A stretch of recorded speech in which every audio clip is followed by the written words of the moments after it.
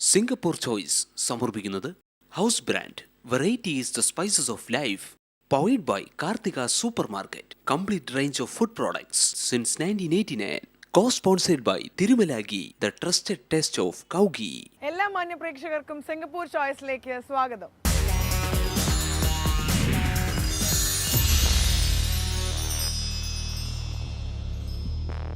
നമുക്ക് എല്ലാവർക്കും ഭക്ഷണം വളരെയധികം ഇഷ്ടമാണ്. പ്രത്യേകിച്ചും വളരെ സ്പൈസി ആയിട്ടുള്ള ഭക്ഷണങ്ങൾ, ബിരിയാണി, മീൻകറി തുടങ്ങിയിട്ടുള്ള സാധനങ്ങൾ.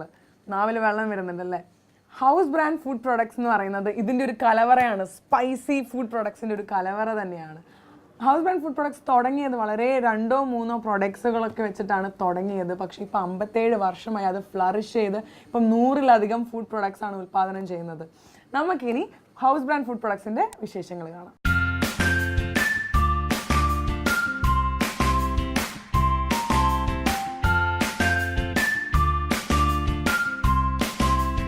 നമ്മൾ ഇപ്പോൾ നിൽക്കുന്നത് ഹൗസ് ബ്രാൻഡ് കറി പൗഡറിൻ്റെ പുതിയ ഫാക്ടറി 50 സെനോക്കോ ഡ്രൈവിലാണ്.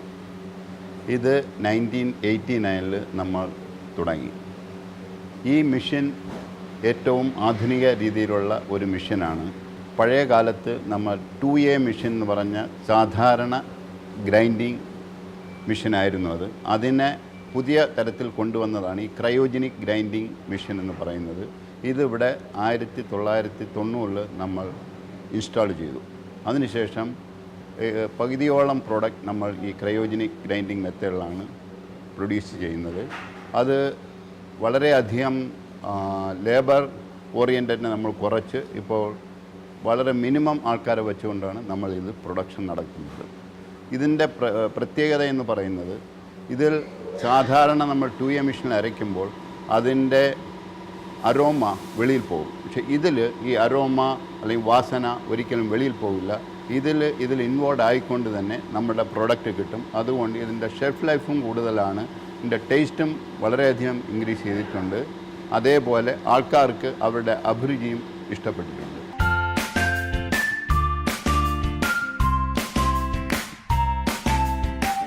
സാർ, ഈ ഹൗസ് ബ്രാൻഡിനെ കുറിച്ചിട്ട് അതിൻ്റെ ഒരു ബാക്ക്ഗ്രൗണ്ട് എങ്ങനെയാണ് തുടങ്ങിയത്, അതിനെക്കുറിച്ചൊക്കെ ഒന്ന് പറയാമോ? ഇതിൻ്റെ ചരിത്രം പറയുകയാണെങ്കിൽ എനിക്ക് വളരെ വർഷങ്ങൾക്ക് പുറകിലോട്ട് പോകേണ്ടി വരുന്നു. 1939 ആണ് എൻ്റെ പിതാവ് വർക്കലയിൽ നിന്നും സിംഗപ്പൂരിലെത്തുന്നത്. അന്ന് അദ്ദേഹം ഇവിടെ വരികയും പല തരത്തിലുള്ള ജോലികൾ ചെയ്യുകയും ചെയ്തു. അതിനുശേഷം 1950 സ്വന്തമായിട്ട് ഒരു ബിസിനസ് തുടങ്ങണമെന്നും എന്നാൽ മാത്രമേ അച്ഛൻ്റെ മനസ്സിലുള്ള കാര്യങ്ങൾ കൊണ്ടുവരാനും അത് ജനങ്ങൾക്ക് എങ്ങനെ ഉപകാരപ്രദമാക്കാമെന്നും സാധിക്കുകയുള്ളൂ എന്ന് മനസ്സിലാക്കിയത് കൊണ്ടാണ് അച്ഛൻ പല രീതിയിലുള്ള ബിസിനസ്സുകൾ തുടങ്ങി. ആദ്യം ടൈലറിംഗ് ആയിരുന്നു. ടൈലറിംഗ് കഴിഞ്ഞിട്ട് മെസ് എന്ന് പറയുന്നത് ഒരു റെസ്റ്റോറൻറ്റ് തുടങ്ങി. ആ റെസ്റ്റോറൻറ്റ് തുടങ്ങിയപ്പോഴാണ് അച്ഛന് തോന്നിയത്, എന്തുകൊണ്ട് ഈ റെസ്റ്റോറൻറ്റുകളെ സഹായിക്കാൻ കറി പൗഡർ ഉൽപ്പാദനം ചെയ്തുകൂടാ എന്നും. ആ രീതിയിൽ ചിന്തിച്ചതിന് ശേഷമാണ് അദ്ദേഹം ഈ കറി പൗഡർ പ്രൊഡ്യൂസ് ചെയ്യുന്ന ഉൽപ്പാദനത്തിലേക്ക് തിരിഞ്ഞത്. 1958 അന്ന് ജാലാങ്കട എന്ന് പറയുന്ന സ്ഥലത്ത് ചെറിയ അതായത് ആർമികൾ ഉപയോഗിച്ചിരുന്ന ഒരു ഹട്ട്, അതിലാണ് അച്ഛൻ ആദ്യം ആ ബിസിനസ് തുടങ്ങിയത്. അന്ന് നാട്ടിലുള്ള പഴയ രീതിയിലുള്ള 2A മെഷീൻസ് എന്ന് പറയും, ആ മെഷീൻ ഒരു 4 മെഷീൻ സ്ഥാപിക്കുകയും അതിനുശേഷം സ്വന്തമായിട്ട് അച്ഛനും അച്ഛൻ്റെ ഒരു ഫ്രണ്ടും കൂടെ ചേർന്ന് ആ കറി പൗഡർ ഉൽപ്പാദനം തുടങ്ങി. അങ്ങനെ തുടങ്ങി ഒരു 3-4 വർഷം കഴിഞ്ഞപ്പോൾ അച്ഛന് ഈ ഉൽപ്പാദനം പല കടകളിലും റെസ്റ്റോറൻറ്റുകളിലും കൊടുക്കാൻ സാധിക്കുകയും അതിനുശേഷം അതിനെ വളരെയധികം വിപുലീകരിക്കാനും സാധിച്ചു. അങ്ങനെ 1986 നമ്മുടെ ബിസിനസ് അവിടെ നിന്നും, കാരണം സിംഗപ്പൂരിൽ എപ്പോഴും സ്ഥലങ്ങൾ, അതായത് പരിമിതി ആയതുകൊണ്ട് അവിടെയെല്ലാം ഹൗസിങ്ങും അതേപോലുള്ള പുതിയ പ്രോജക്റ്റുകൾ വരുന്നുണ്ട്. അപ്പോൾ ഇൻഡസ്ട്രിയൽ എല്ലാം ഒരേ സ്ഥലത്തേക്ക് മാറ്റുകയും ഫുഡ് പ്രോഡക്ട്സ് എന്ന സ്ഥലം ഈ സെനോക്കോ എന്ന് പറയുന്ന സ്ഥലത്തായിരുന്നു. ആ സ്ഥലത്തേക്ക് നമ്മുടെ ഫാക്ടറി വരികയും 1989 ഇവിടെ പ്രവർത്തനം ആരംഭിക്കുകയും ചെയ്തു. ഇതാണ് ഇതിൻ്റെ ഹിസ്റ്ററി എന്ന് പറയുന്നത്. സർ, ജലൻകടയെ കുറിച്ച് സംസാരിച്ചു. അതിൻ്റെ ഇനീഷ്യൽ സ്റ്റേജസ് ഒക്കെ എങ്ങനെയായിരുന്നു ഇനീഷ്യൽ ഡേയ്സിൽ? ഈ ജാലാൻകട എന്ന് പറയുന്ന സ്ഥലം അന്ന് ബ്രിട്ടീഷുകാരുടെ ആർമി സംബന്ധമായ സാധനങ്ങൾ സൂക്ഷിക്കുന്ന ഇടമായിരുന്നു. അന്ന് നാവൽ ബേസ് എന്നായിരുന്നു ആ സ്ഥലത്തിനെ പൊതുവെ പറഞ്ഞുകൊണ്ടിരുന്നത്. അപ്പോൾ അവരുടെ ഒരു ബേസായിരുന്നു അത്, ബ്രിട്ടീഷുകാരുടെ ബേസായിരുന്നു. ഈ സ്ഥലത്ത് അവരുടെ യുദ്ധമെല്ലാം കഴിഞ്ഞു. 1943 അവർ ഇവിടെ നിന്ന് വിഡ്രോ ചെയ്തപ്പോഴത്തേക്ക് ഈ സ്ഥലം ഒഴിഞ്ഞു കിടന്നു. ആ ഒരു സ്ഥലത്തേക്ക് നിസാൻ ഹട്ട് എന്നാണ് അതിനെ പറയുന്നത്, ചെറിയൊരു കുടിൽ പോലുള്ളൊരു സ്ഥലത്ത്, പക്ഷേ ഏകദേശം ഒരു 5000 സ്ക്വയർ ഫീറ്റ് സ്ഥലം ഉണ്ടായിരുന്നു. ആ സ്ഥലത്താണ് അച്ഛൻ ഈ ഫാക്ടറി ആദ്യമായിട്ട് തുടങ്ങിയത്. സിംഗപ്പൂരിൽ സ്മോൾ ആൻഡ് മീഡിയം എൻ്റർപ്രൈസസിന് വേണ്ടി എത്രത്തോളം ചാലഞ്ച് ഉണ്ട്? ഇതിൻ്റെ പ്രധാനമായ ചലഞ്ച് എന്ന് പറയുന്നത് സിംഗപ്പൂരിലെ ജനസംഖ്യ വളരെ കുറവാണ്.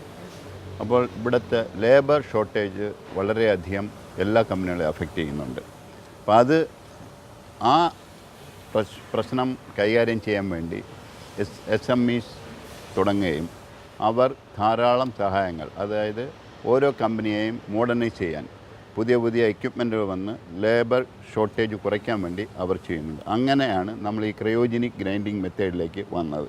കാരണം 3 പേര് പ്രൊഡ്യൂസ് ചെയ്തുകൊണ്ടിരുന്ന സ്ഥലത്ത് ഇപ്പോൾ ഒരാൾ മതി, പക്ഷേ അത് മെക്കനൈസ് ചെയ്തു. അപ്പോൾ ഇങ്ങനെയുള്ള സഹായങ്ങൾ ഈ SMEs ചെയ്യുന്നുണ്ട്. ഇത് ഗവൺമെൻറ്റിൻ്റെ ഏറ്റവും പ്രധാനപ്പെട്ട ഒരു കാര്യമാണ് SMEസിനെ സഹായിക്കുക എന്നുള്ളത്. അത് കൂടാതെ അവർ മറ്റു രാജ്യങ്ങളിലേക്ക് മാർക്കറ്റിംഗ് ചെയ്യാനും ഗവൺമെൻറ് സഹായിക്കുന്നുണ്ട്. അതേപോലെ പുതിയ പ്രോഡക്റ്റ് ഡെവലപ്പ് ചെയ്യുന്നതിന് R&D സെക്ഷനിലേക്കും ഗവൺമെൻറ് ധാരാളം ഏകദേശം 90% സബ്സിഡി കൊടുക്കുന്നുണ്ട്.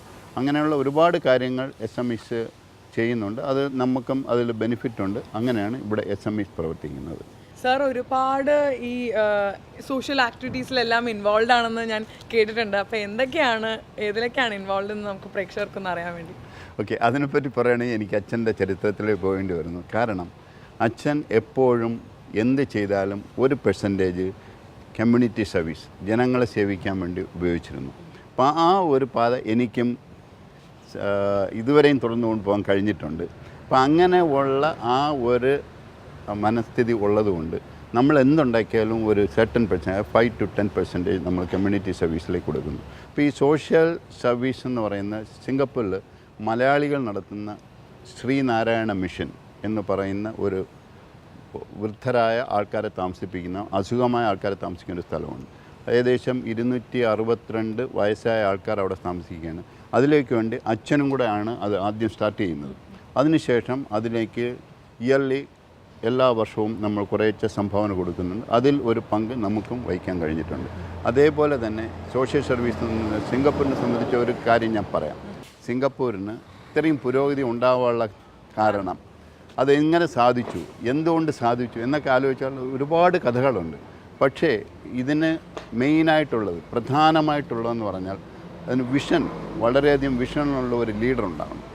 അന്ന് ഇവിടെ ലീ ക്വാൻ യൂ എന്ന് പറഞ്ഞ അദ്ദേഹം സിംഗപ്പൂരിൻ്റെ ഭാവി എന്തായിരിക്കണം, എങ്ങനെ ആയിരിക്കണം എന്നുള്ള അദ്ദേഹം വളരെ വർഷങ്ങൾക്ക് ശേഷമുള്ള, അതായത് 100 വർഷം കഴിഞ്ഞ് സിംഗപ്പൂർ എങ്ങനെ ഇരിക്കും അന്നേ അദ്ദേഹം പ്ലാൻ ചെയ്തതിൻ്റെ രീതി കൊണ്ടാണ് ഇന്ന് 50 വർഷമായപ്പോൾ സിംഗപ്പൂരിൻ്റെ ഇത്രയും പുരോഗതി ഉണ്ടായിട്ടുള്ളത്. ഏത് രാജ്യം നിങ്ങൾ നോക്കിയാലും ഇത്രയും പുരോഗമിച്ച ഒരു രാജ്യവും കാണില്ല. കാരണം ബേസിക്കായിട്ട് എന്തെല്ലാം ചെയ്യാമോ എല്ലാം അദ്ദേഹം വളരെ സിസ്റ്റമാറ്റിക്കായിട്ട് ചെയ്തു. അതുകൊണ്ടാണ്. അപ്പോൾ അങ്ങനെ അദ്ദേഹം ചെയ്തതിൻ്റെ ഒരു കാരണമാണ് സിംഗപ്പൂരിൽ വയസ്സായ ആൾക്കാരുണ്ടാവും. വയസ്സായ ആൾക്കാർ വരുമ്പോൾ അവരെ എങ്ങനെ ശുശ്രൂഷിക്കണം. അന്നേ അദ്ദേഹം 1945 അദ്ദേഹം തീരുമാനിച്ചാണ് വയസ്സായ ആൾക്കാർക്ക് താമസിക്കാനുള്ള വസതികൾ ഉണ്ടാക്കണമെന്ന്. അങ്ങനെ ഉണ്ടാക്കിയ ഒരു വസതിയാണ് ശ്രീനാരായണ മിഷൻ. ആ ശ്രീനാരായണ മിഷനിലേക്കാണ് നമ്മളും സംഭാവന ചെയ്തുകൊണ്ടിരിക്കുന്നത്. സിംഗപ്പൂർ ഇന്ത്യൻ ഡെവലപ്മെൻറ്റ് അതോറിറ്റി എന്ന് പറയുന്ന ഒരു സ്ഥാപനം ഇവിടെ ഉണ്ട്. അവരുടെ ഉദ്ദേശവും അവരുടെ ലക്ഷ്യം എന്ന് പറയുന്നത് സിംഗപ്പൂരിലുള്ള ഇന്ത്യൻ സമുദായത്തിൽ സാമ്പത്തികമായി പിന്നോക്കം നിൽക്കുന്ന ആൾക്കാർക്ക് ഉന്നമനത്തിന് വേണ്ടിയും അവർക്ക് വിദ്യാഭ്യാസപരമായി എന്തെങ്കിലും പ്രയാസമുണ്ടെങ്കിൽ അത് സാധിച്ചു കൊടുക്കുകയും ചെയ്യുന്ന ഒരു അസോസിയേഷനാണ്. അതിലേക്കും നമ്മുടെ കമ്പനി ഹൗസ് ബ്രാൻഡ് പ്രൊഡക്ഷൻ്റെ സൂര്യ ട്രേഡിംഗ് എൻ്റർപ്രൈസ് ഡൊനേറ്റ് ചെയ്യുന്നുണ്ട്. അങ്ങനെയുള്ള പല സാമൂഹിക സ്ഥലങ്ങളിലേക്കും നമുക്ക് ഇതുവരെയും ചെയ്യാൻ കഴിഞ്ഞിട്ടുണ്ട്. ഇനിയും അത് കണ്ടിന്യൂ ചെയ്യണമെന്നുള്ള ആഗ്രഹമുണ്ട്. അതിന് ദൈവം സഹായിക്കട്ടെ എന്ന് മാത്രമാണ് ഞാൻ പറയുന്നത്. അപ്പം അത് എന്ന് പറയുന്നത് സിംഗപ്പൂരിനെ സംബന്ധിച്ച് ഇതെല്ലാം പ്രധാന കാര്യങ്ങളാണ്. കാരണം ഒരു കുട്ടി എങ്ങനെ വരുന്നു, ആ കുട്ടിയുടെ ജീവിതം ഏത് രീതിയിൽ പോകുന്നു, ഇതെല്ലാം ഗവൺമെൻറ് തന്നെയാണ് ഏകദേശം തീരുമാനിക്കുന്നത്. കാരണം ആ കുട്ടി എന്തെങ്കിലും മോശമായാൽ സിംഗപ്പൂർ ഈ രാജ്യത്തെ ബാധിക്കും, അത് ഒരിക്കലും വരാൻ പാടില്ല എന്നുള്ള നോട്ടത്തിലാണ് സിംഗപ്പൂർ എപ്പോഴും പ്രവർത്തിച്ചുകൊണ്ടിരിക്കുന്നത്. Chicken curry is just 1, 2, 3 steps.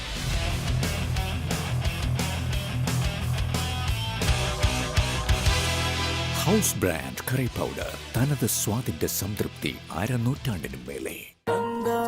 നിങ്ങളുടെ കാർത്തിക സൂപ്പർ മാർക്കറ്റിൽ groceries, body care, kitchen wares, frozen vegetables, frozen food, chocolates, അങ്ങനെ ആയിരക്കണക്കിന് വിവിധ ഉൽപ്പന്നങ്ങൾ വിൽക്കുന്ന ഒരേ ഒരു super market Karthika super market. $100 സാധനങ്ങൾ വാങ്ങുമ്പോൾ ഹോം ഡെലിവറി സൗജന്യം. ഓൺലൈനായും ഓർഡർ ചെയ്യാം. ഇപ്പൊ കിച്ചൺ അപ്ലയൻസസിൽ എക്സ്ചേഞ്ച് ഓഫറും. വരൂ, $50 പഴയ പാത്രങ്ങൾ എക്സ്ചേഞ്ച് ചെയ്ത് പുതിയതാക്കൂ. വേറെ എവിടെയുമല്ല. 34 buffalo road, vision avenue, Karthika super market. Tirumala നെയ് ശർക്കര പായസത്തിന് സ്ട്രോങ് സപ്പോർട്ട്, നെയ്ദോശയ്ക്ക് സൂപ്പർ സപ്പോർട്ട്, ഗുലാബ് ജാമിന് ക്ലോസ് ഫ്രണ്ട്, വീട്ടിലും വിരുന്നിലും ഏറ്റവും അടുത്ത സുഹൃത്ത് തിരുമല നെയ്. തിരുമല നെയ്.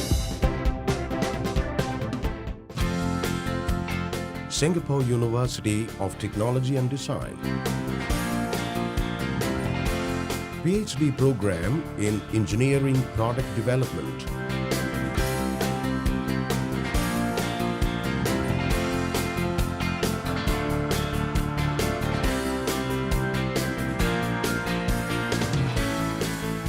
Singapore University of Technology and Design.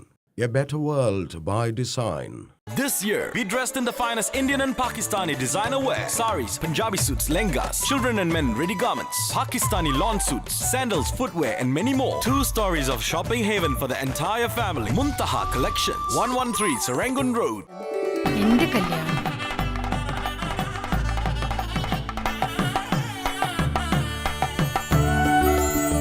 എന്റെ മകളുടെ കല്യാണം,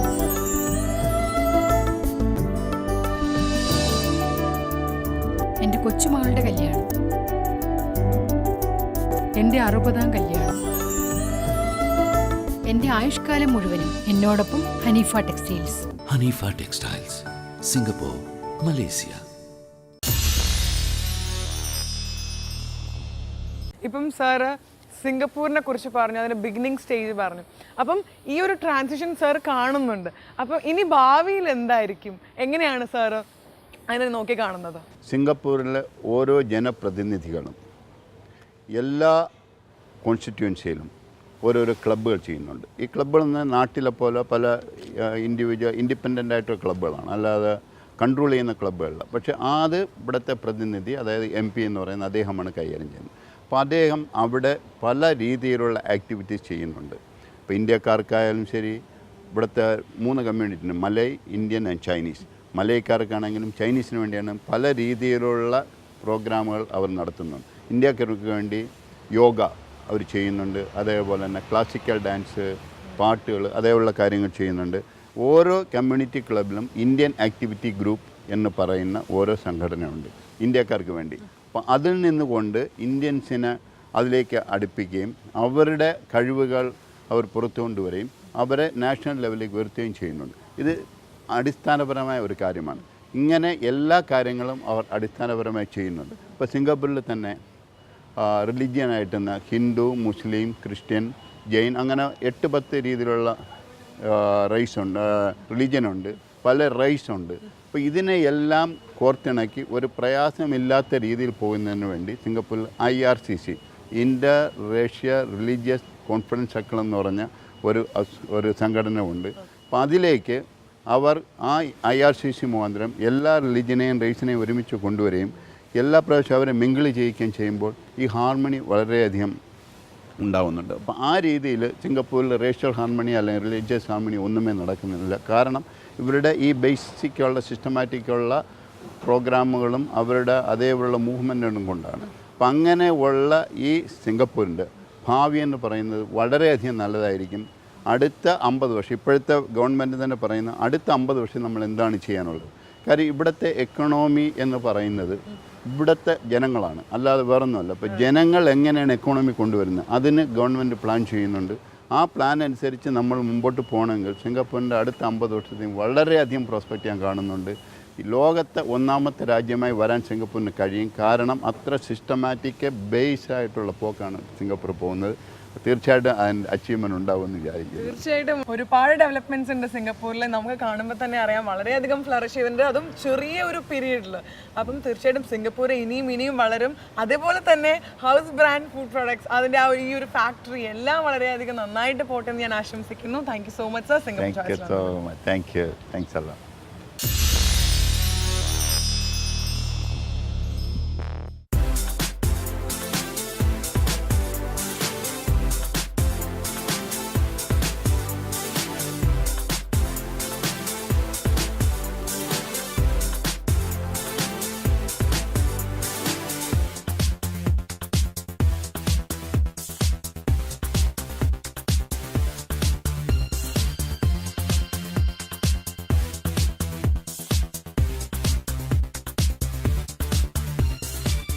ഞാനിപ്പോൾ നിൽക്കുന്നത് ഏഷ്യൻ സിവിലൈസേഷൻസ് മ്യൂസിയത്തിലാണ്. ഇവിടെ ഒരുപാട് കാര്യങ്ങൾ നമുക്ക് കാണാനും പഠിക്കാനുമുണ്ട്. ഇപ്പോൾ എൻ്റെ കൂടെ ക്ലെമൻ ഉണ്ട്. Is the curator of this museum. നമുക്ക് ഒരു ഓവർവ്യൂ, ഈ ഒരു മ്യൂസിയത്തിനെ കുറിച്ചുള്ള ഓവർവ്യൂ ചോദിച്ചറിയാം. Hi Clement. Hello. Yeah. So, can you tell or can you give an introduction of this museum? Sure. The Asian Civilization Museum was first established in 1997. Then its mission was to promote the ancestral cultures of Singapore and the wider Southeast Asia region. So in 2003, we moved to this Emperor's Place building. The collection itself actually started during the colonial days in Singapore. So they built a colonial museum, and part of the collection in the early 90s of this colonial museum's collection was divided into several national institutions. The historical materials goes to the National Museum of Singapore. The art collection goes to Singapore Art Museum, which will now be transferred to National Art Gallery of Singapore.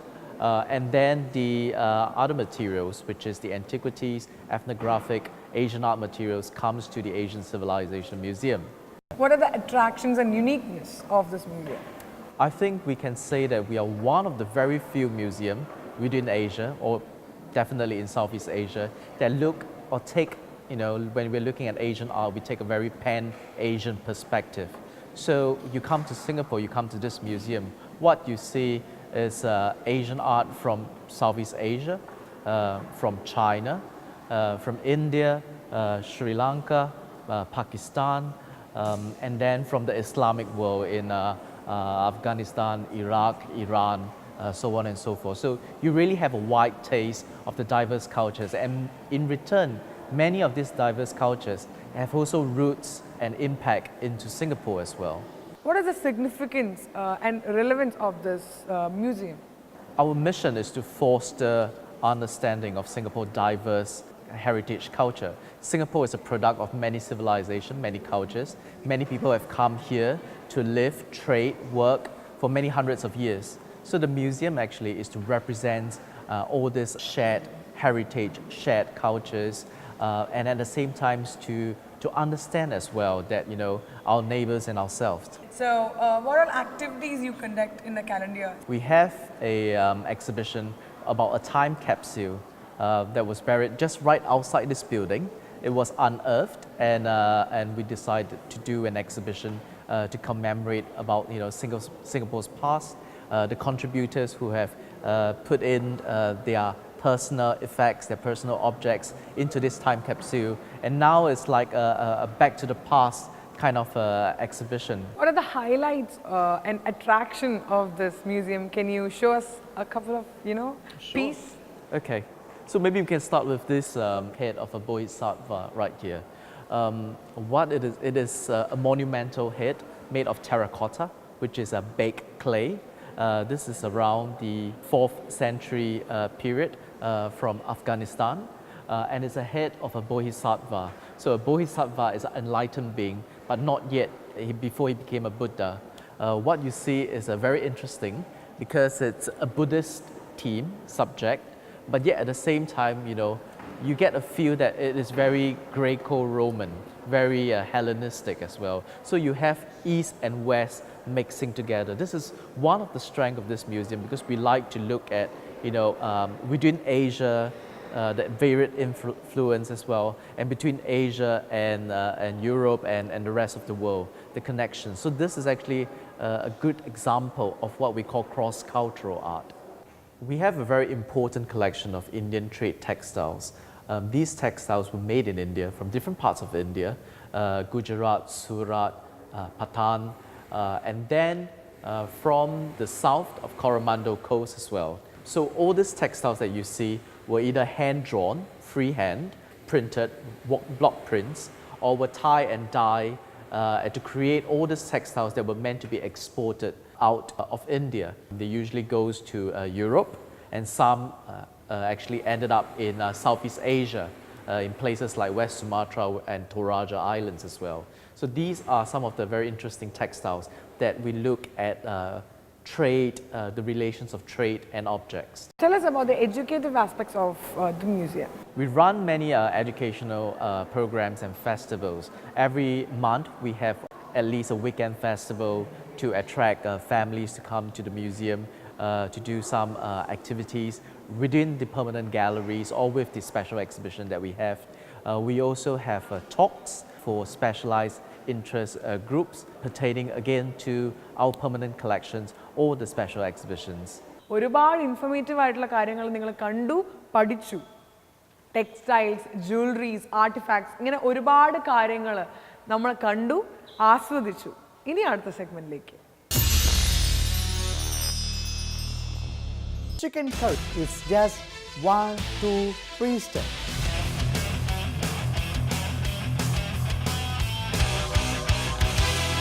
House brand curry powder തനത് സ്വാദിന്റെ സംതൃപ്തി അരനൂറ്റാണ്ടിനും മേലെ. QBB Pure Ghee for cooking, baking and barbecue. Superior taste in so many ways. QBB Pure Ghee. This year, be dressed in the finest Indian and Pakistani designer wear. Saris, Punjabi suits, lengas, children and men ready garments, Pakistani lawn suits, sandals, footwear and many more. 2 stories of shopping haven for the entire family. Muntaha Collections, 113 Serangoon Road. Singapore Malayali Hindu സമാജത്തിന്റെ ആഭിമുഖ്യത്തിൽ ഈ വർഷം April മാസം 22 വെള്ളിയാഴ്ച മുതൽ 25 തിങ്കളാഴ്ച വരെയുള്ള ദിവസങ്ങളിൽ ശ്രീ പെരുമാൾ ക്ഷേത്രത്തിന്റെ പരിസരത്ത് പ്രത്യേകം തയ്യാറാക്കിയ മണ്ഡപത്തിലാണ് ദേവിയുടെ തിരുവിഗ്രഹം എഴുന്നള്ളിക്കുന്നത്. ദേവിക്ക് പൊങ്കാല സമർപ്പണം ഏപ്രിൽ 24 ഞായറാഴ്ച രാവിലെ 8 മണി മുതൽ ആരംഭിക്കുന്നതാണ്. ചക്കുളത്ത് ക്ഷേത്രത്തിലെ പ്രധാന ആചാര്യനായ ബ്രഹ്മശ്രീ രാധാകൃഷ്ണൻ തിരുമേനിയുടെ മുഖ്യ കാർമ്മികത്വത്തിൽ ആയിരിക്കും ഇവിടെയും ചടങ്ങുകൾ നടക്കുക. എല്ലാ ഭക്തജനങ്ങളെയും സാദരം ക്ഷണിച്ചുകൊള്ളുന്നു. ദേവിയെ ശരണം.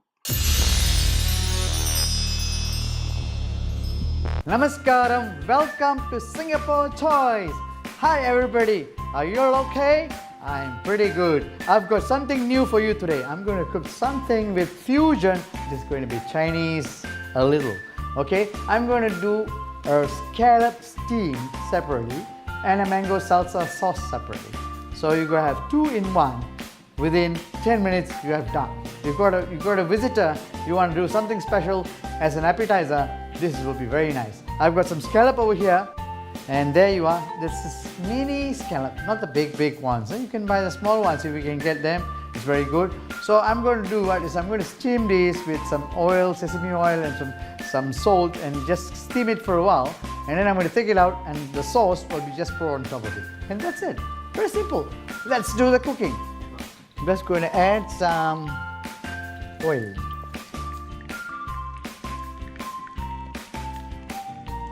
And some sesame oil and some salt. I'm going to add the scallop in.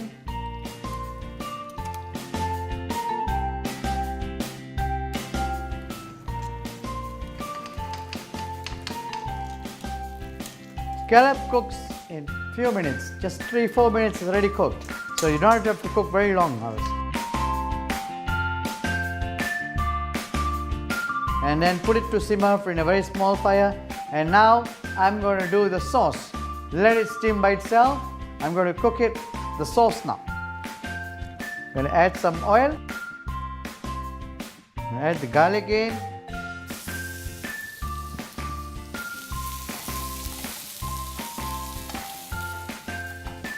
I'm going to add the onions and the capsicum in.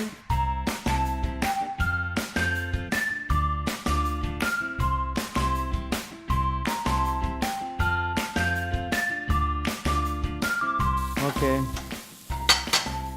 Now I'm going to add a little bit of pepper.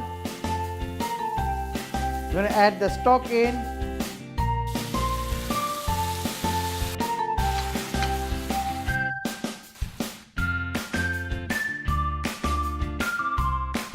I'm going to add in the mango sauce in.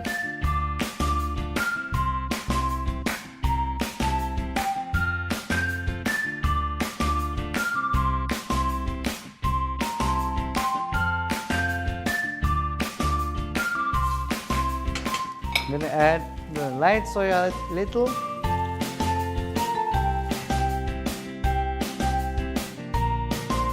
Add some lime juice.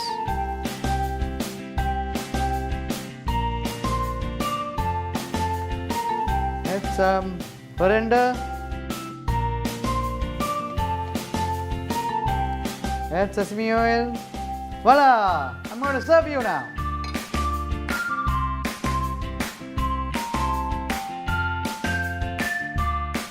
And here you are, the scallop with mango salsa sauce. So easy to do. You should try this at home. From Singapore Choice, I'm Chef Arifin. Ta-ta! I'm going to eat this now. You're going to watch me eating. Ha ha ha ha. Ooh.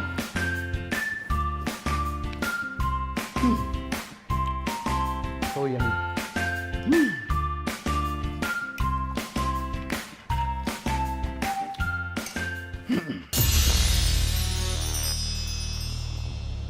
ഇന്നത്തെ episode നിങ്ങൾക്ക് എല്ലാവർക്കും ഇഷ്ടപ്പെട്ടില്ലേ? അടുത്ത ആഴ്ച ഇതിലും അടിപൊളി എപ്പിസോഡുമായിട്ട് ഞാൻ വരും. അതുവരെ ടാറ്റാ.